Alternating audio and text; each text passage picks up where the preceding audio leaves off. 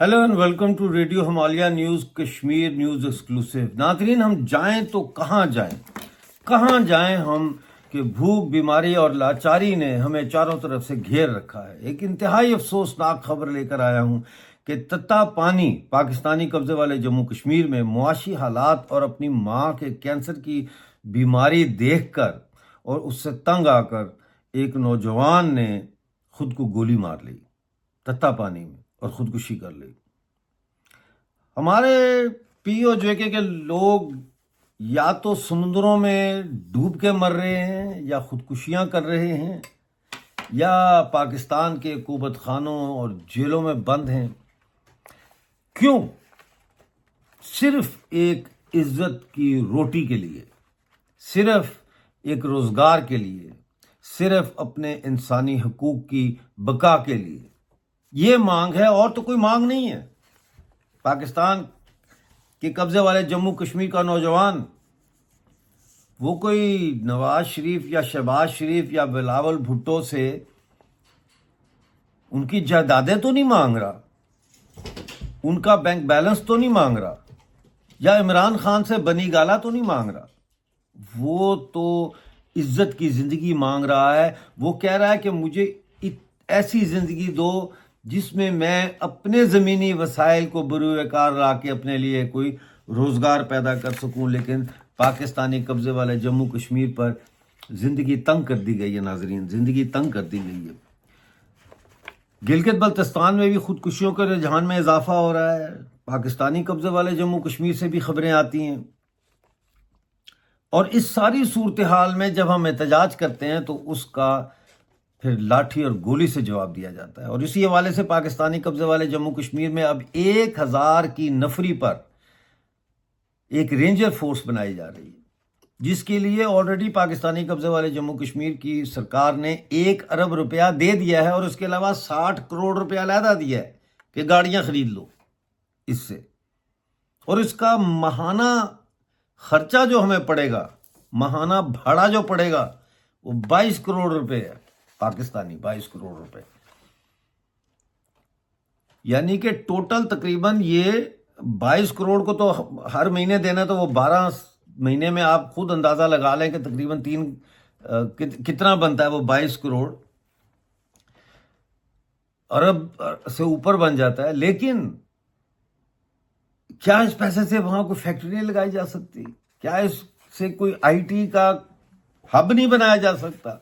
कोई ऐसे call centres नहीं बनाए जा सकते जहां पे रोजगार के जो है मौके मैसर है? नहीं, क्योंकि हम गुलाम हैं, हम पाकिस्तान के बराबर नहीं हैं।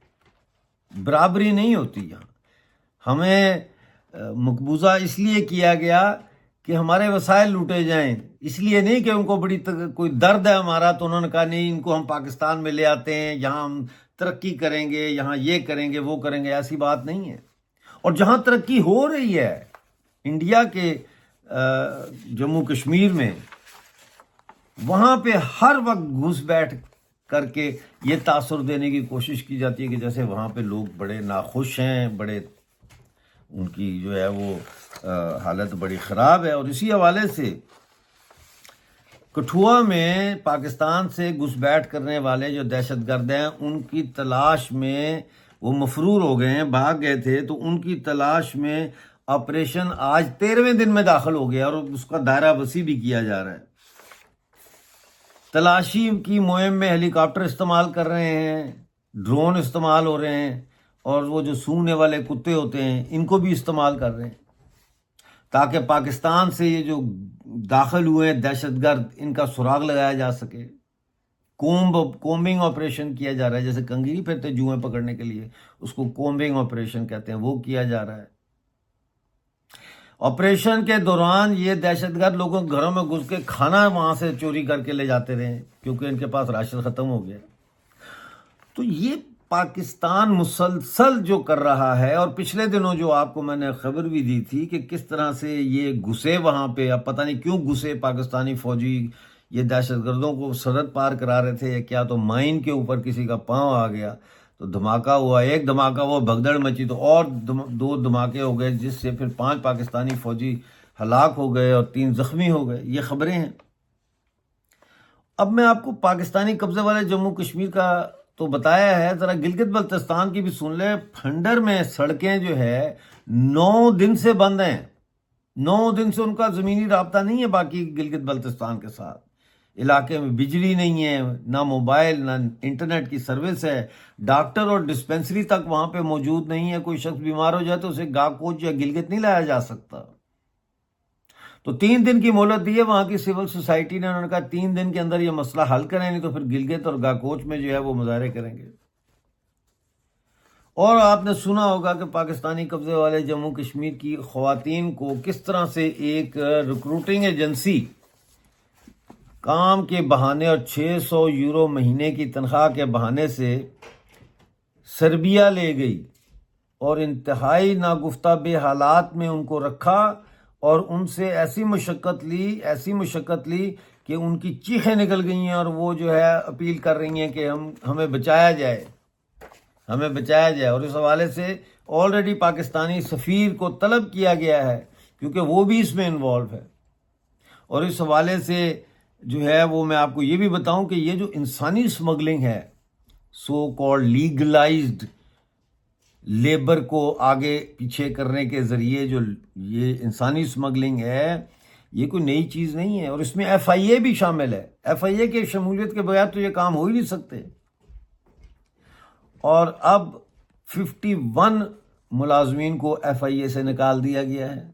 अच्छा, 2022 में 6 को निकाला गया था, 2023 में 4 को, 2024 में 41 को, और अब जो है 51 यानी 51 को निकाला गया है। तो ये FIA वालों को निकालने से काम नहीं बनेगा क्योंकि ये पूरा एक गोरख धंधा है, ये पूरा एक सिस्टम है पैसा कमाने का। और हमारी औरतों को वापस लाया जाए। देखिए अख्तर मेगल साहब हमारी बलोच औरतों की बेहरमती पे कैसे लॉन्ग मार्च शुरू किया है। तो क्या गिलगित बल्तिस्तान में कोई ऐसे गैरतमंद तंजीम या लोग नहीं है जो इस सवाल को उठाएं और हमारी औरतों को वापस लेके आएं सर्बिया से? अमित शाह पहुंच रहे हैं 6 अप्रैल को श्रीनगर के दौरे पर। 3 रोजा दौरा है उनका जम्मू कश्मीर का, वो आ रहे हैं। और इसके साथ साथ 6 अप्रैल को अख्तर मेगल साहब का लॉन्ग मार्च भी शुरू हो रहा है। तो सूरत हाल जो है वो दिन ब दिन POJK की खराब से खराब तर हो रही है। और हम तो सच्ची बात है रिपोर्टिंग कर करके ना एक टाइम ऐसा आता है कि इंसान आवाज़ार हो जाता है, थक जाता है, तंग आ जाता है, कहता है यार रिपोर्टिंग कर करके हम थक गए, ये हालात क्यों नहीं बदल रहे, ये दहशतगर्दों के कैंप क्यों अभी तक खड़े हैं, क्यों खड़े हैं। और कल जो मैंने प्रोग्राम में आपको बताया कि नन्हे जहादियों के नाम से एक नई फोर्स तैयार की जा रही है,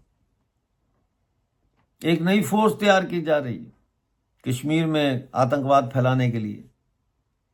बताया आपको, इससे जो पिछला प्रोग्राम है उसमें आप जाके देख लें। बहरहाल देखते रहें Kashmir news exclusive radio Himalaya news पर। चैनल को सब्सक्राइब करना ना भूलें, वीडियो को लाइक और शेयर करें, और साथ में कमेंट्स में बताएं कि क्या क्या करें हम लोग जो गुलामी की चक्की में पिस रहे हैं, हम लोग क्या करें। हमें इतने सारे बयानियों में तकसीम कर दिया गया है कि हम किसी एक बयानिए पे अपनी कौम को इकट्ठा भी नहीं कर सकते। बहरहाल देखते रहिए, मिलते हैं अगले प्रोग्राम में। उस वक्त तक के लिए अपना बहुत सारा ख्याल रखिए।